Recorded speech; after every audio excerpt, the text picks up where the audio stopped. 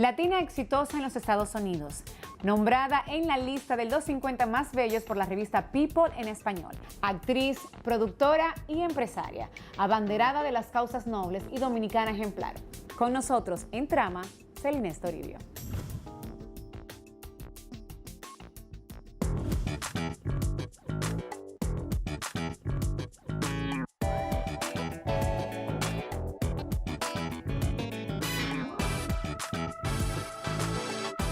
Celines, por fin estás con nosotros después de esperarte viajes y viajes y días, qué bueno. Ay, perdonen, no fue mi intención, pero vengo aquí a trabajar, tú sabes. No, yo sé que viene con el tiempo Sí. un poco limitado. Tú sabes que yo tengo curiosidad por saber que tú lo que querías hacer era cantante. ¿Cuándo cambió la cosa? No, cuando pequeña se iba la luz en mi casa, yo nací y me crié aquí en Alma Rosa, de aquel lado del puente, como decimos, y se iba la luz en mi casa y yo me ponía una toalla larga y decía que yo quería ser Daniela Romo, con el pelo largo y cantaba. E incluso con una amiga, Magnolia Case, que es una periodista, escribíamos canciones y yo quería ir al show del mediodía a competir como cantante con un grupo de Magnolia, Rosita y yo éramos 3.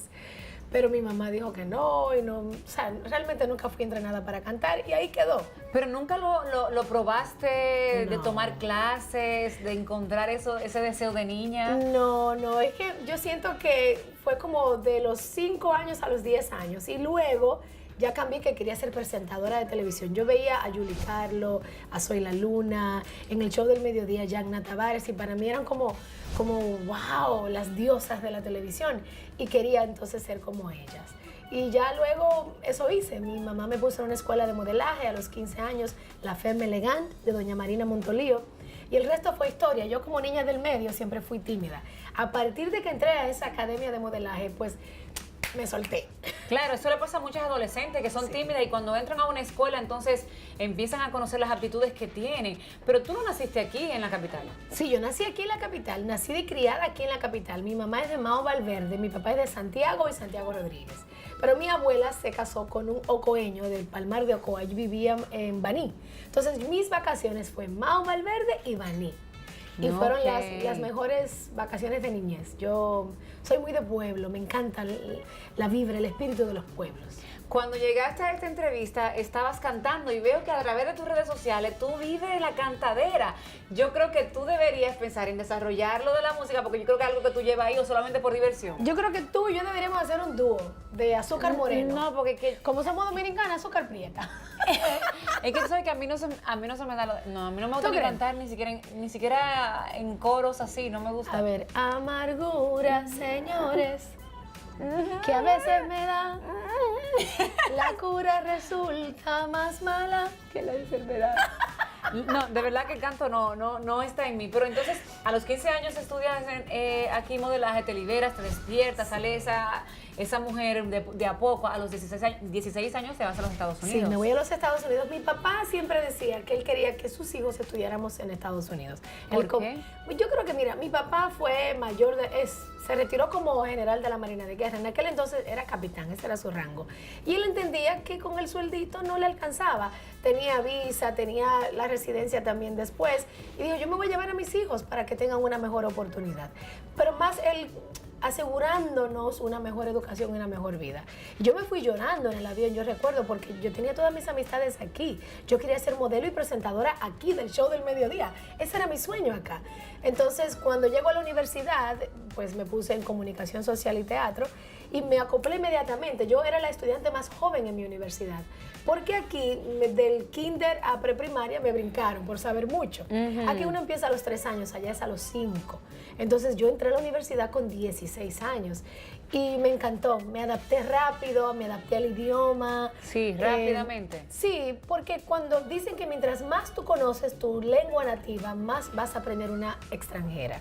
Y en mi caso fue así. Mi papá y mi mamá me dieron una gran educación y el inglés como que me cayó bien. Y la clave es no tener vergüenza. O sea, yo decía cualquier disparate y me reía. Y así fui aprendiendo poco a poco. Entonces, Para una persona, tú dices que para ti fue fácil a los 16 años llegar a los Estados Unidos. Evidentemente los lazos familiares se fueron contigo, pero los lazos personales de amigos no se fueron. ¿Fue fácil hacer amistades cuando llegaste? No, fue difícil y más con un papá tan celoso. Mi papá, a mí y a mi hermana nos llevaba a la universidad. O sea, tú sabes cuando el papá te deja en la escuela, no, el papá te deja en la universidad. Éramos los únicos que mi papá nos buscaba y nos llevaba a la universidad. Él con 2 hembras, es mi hermana, yo la del medio y mi hermano menor. Pero las 2 hembras, él siempre fue muy protector. Entonces no había chance de que consiguieran un noviecito, que después de la universidad fueran a ningún lado, tenían que quedar... Para nada. Y para colmo me vengo a enamorar de alguien que me llevaba 10 años. O sea, yo con 16, él con 26. Nacido y criado en Nueva York. Un tigre de Nueva York. O sea, ¿qué tú esperas que si tu papá, como dicen aquí, es guardia, tú le lleves un hombre mayor? No, yo duré 2 años y medio en amor escondido. Sí, pero mi papá se la sabía toda porque él me decía, toma el autobús. Cuando ya no me buscaba, él me daba los tokens, le llamaban tokens al tren y el autobús, completos, como de la universidad a la casa, de la casa a la universidad. O sea, tú no podías comprarte un chicle, una menta, un café. Nada. Ni irme por ahí a downtown en el tren, nada de eso. No, fue difícil. Ese novio tuvo que esperar mucho para... Sí. Evidentemente, el que vive en Nueva York o en esa zona en los Estados Unidos siempre encuentra a un dominicano que está cerca. ¿Tú recuerdas esos dominicanos que estuvieron cerca de los tuyos? Sí, wow. Yo recuerdo 2 cosas que me chocaron mucho cuando yo llegué a Nueva York, en el Alto Manhattan, donde están los dominicanos. Fue en el 1990. Y ahí era donde se manejaba mucha droga, se vendía mucha droga en Washington Heights. Claro que existíamos el núcleo de dominicanos trabajadores, pero había un grupito también haciendo esas cosas. Y yo recuerdo que mi papá nos agarró a mí y a mi hermana y nos llevó en el bloque donde estábamos hablando de la 163 y Fort Washington, y él le dijo a los tigres, miren, ustedes ven esas 2 caras que están ahí, mucho cuidado con esas 2 muchachitas, ustedes me ven la cara a mí, yo los mato a cualquiera si ustedes me le tocan a esas niñas. Porque en mi edificio yo entraba, estaban vendiendo droga, estaban vendiendo marihuana. O sea, yo soy de una familia trabajadora, no rica. Y yo recuerdo que eso me impactó tanto porque a raíz de ahí los mismos delincuentes nos abrían la puerta, nos esperaban si el taxi nos dejaba, si yo estacionaba el auto a dos esquinas, ellos nos escoltaban. Oye, ¿cómo era? Porque mi papá, guardia al fin, con carácter y cero miedo, los enfrentó. Y nos ayudó, porque una niña inocente de 16 años, claro que te pueden lavar el cerebro, persuadir o te pueden hacer daño. Y mi papá fue muy visionario con eso. Eso fue lo primero. Lo segundo es que un día veníamos entrando al edificio y se armó una balacera. Nosotros, mi hermano y yo, tuvimos que escondernos atrás de un carro. Y ahí es donde sale la expresión el viejo oeste, que hay películas basadas en los 80 y 90 en el Alto Manhattan que la llamaban el Wild Wild West. Porque era, o sea... Este es mi punto, este es el tuyo y peleamos por él. Exactamente. Mayor Giuliani, el alcalde Giuliani fue el que limpió esa zona. Y a raíz de eso ya el dominicano dejó de pasar de ser vende droga, que no todo el dominicano, vuelvo y recalco, el grupito, como también lo tiene México, como también lo tiene Puerto Rico. Pero ese grupito de dominicanos ya pasó a ser dueños de bodegas o dueños de supermercados, ahora son dueños de restaurantes, dueños de bares, de conciertos. O sea que sí fue subiendo esa comunidad dominicana y yo viví esa transición. Cuando tú estabas en tus tiempos de estudiante, hay una anécdota por ahí de que hiciste pasantía en un lugar y dónde fue y qué hiciste para entrar, porque fue la última selección del grupo. Esa muchachita, esa dominicana. Sí.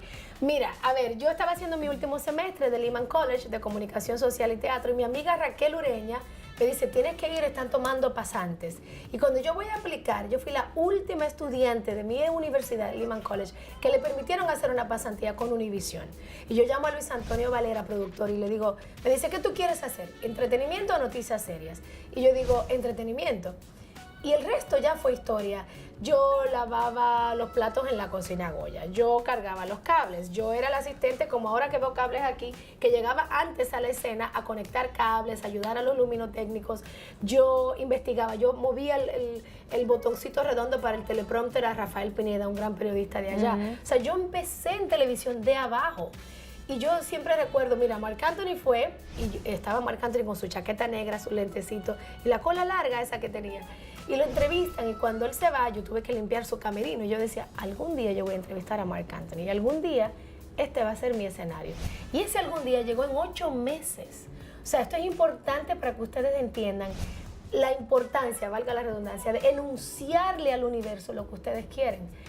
Pueden perder la fe en todo el mundo a su alrededor, pero nunca en ustedes mismos. Y yo no la perdí nunca. ¿No ha existido ese momento donde la fe se te va de las manos? La fe en Dios sí se me ha ido de las manos. Y ya yo le he pedido perdón a Dios muchísimas veces por eso, porque, ay, me voy a poner a llorar. No te preocupes, este programa es para ti. Ok. Yo sé que hay un momento personal en el que tú crees, anuncias tus cosas, deseas las cosas buenas, pero no pasan. Quizá tú no entiendes y recibes ese no de Dios, del universo, o recibes una frase que tú quizás no la entiendes en el momento que dice, ahora no, este no es el momento, quizás mañana, quizás pasado. ¿Te ha pasado? ¿Te ha sucedido? Muchas veces, porque primeramente ser inmigrante no es fácil. Ya te conté todo lo que vi, todos los choques culturales. Luego, el ser mujer. El ser mujer en este medio es una de las cosas más difíciles y tú lo sabes, porque te quitan mérito. Ya no es por tu talento. Si recibiste algún acceso, alguna ayuda, fue porque te fuiste a la cama con esa persona importante. Entonces, he recibido mucho bloqueo a lo que soy emprendedora, que soy digna, que soy luchadora. Después, lo tercero para mí fue un poco como el saber que yo quise ser mamá en mi matrimonio y no lo fui. Dios sabe cuál es el camino que debemos recorrer o cuál sería ese ideal de momento. No todas haremos lo mismo en la vida y yo sé que como inmigrante se tiene esos desafíos porque del idioma, de la discriminación, en un mercado tan competitivo, pero tú entraste a la televisión o a la comunicación inmediatamente por la radio. Sí, entré televisión, luego radio y luego deportes. ¿Te acuerdas que hice el programa de deportes? Y luego cine. Y yo siento, cada peldaño que Celine Toribio ha hecho ha sido a base de mucho trabajo, mucho esfuerzo, mucho sacrificio y de callar muchas cosas y de adaptarme, que eso es otra clave. Mi papá siempre dice, una de las razones por las cuales existen menos accidentes de avión aéreos es porque las alas de los aviones se adaptan a los fuertes vientos. Y tú te das cuenta, tú vas en un avión y hay turbulencia y tú ves a las alas haciendo así. Se adaptan a los vientos, se moldean. Eso tenemos que hacer nosotros los profesionales del entretenimiento. Tienes que saludar a quien te acabó en un artículo. Tienes que ayudar a las chicas que vienen subiendo. Porque si no, ¿de qué va la vida? ¿Te has sentido en algún momento muy enjuiciada, muy criticada? Claro que sí, muchísimas veces.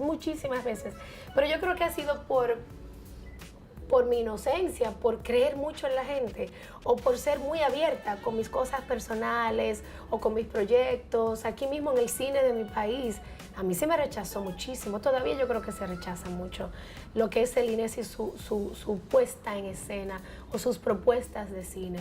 ¿Por qué a María Montés ambos gobiernos le dieron apoyo? Eso fue muy criticado. ¿Por qué María Montés no se hizo en los 3 meses que se acostumbra a hacer una película aquí? Se hizo en 7 meses. Duró 1 año para desarrollarse y luego 7 meses para hacerse. Eso fue muy criticado. Pero yo no vengo de un microondas de películas. Yo creo en hacer una película. Michelle Rodríguez me dijo esto: ¿para qué apresurar algo que va a durar para toda la vida? ¿Para qué?